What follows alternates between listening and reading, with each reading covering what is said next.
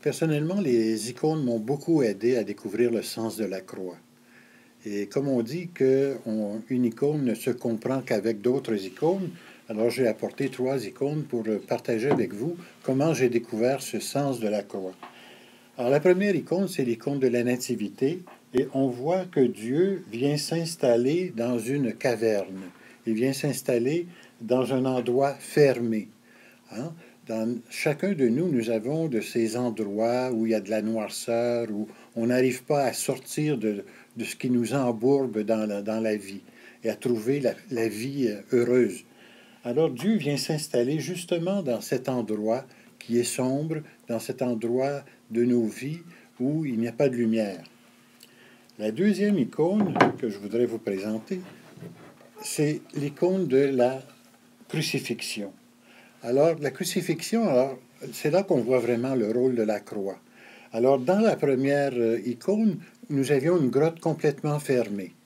Et ici, nous avons la croix qui vient transpercer le sol, qui vient transpercer la montagne. Alors, on dit que la croix, elle est dressée sur le Golgotha, c'est-à-dire le centre du monde. Et au centre du monde, qu'est-ce qu'elle fait, la croix? Elle vient faire un trou pour que le sang du Christ puisse couler et se rendre jusqu'au crâne d'Adam, pour lui redonner la vie. Alors on voit dans cette icône comment le rôle de la croix, ce n'est pas de faire mourir Jésus, c'est de permettre au Christ de rejoindre les morts, lui permettre d'entrer dans le domaine des morts. Et la troisième icône, c'est l'icône du relèvement. Et vous remarquerez que la grotte ici, elle est complètement ouverte. Dans la première icône, la grotte était fermée. Dans la deuxième, le sol est percé par la croix. Et dans la troisième, le sol est ouvert, la grotte est ouverte. Alors, et la lumière peut descendre pour aller chasser les ténèbres et relever Adam et Ève du tombeau. Alors, vous voyez, dans ces 3 icônes, on voit que le rôle de la croix, c'est de donner accès au monde des ténèbres, donner accès à cet endroit sombre de la vie pour que la lumière, pour que la vie puisse y aller. Alors, dans cette suite, souvent on s'arrête à cette représentation de la croix comme instrument de torture, l'instrument qui fait mourir Jésus.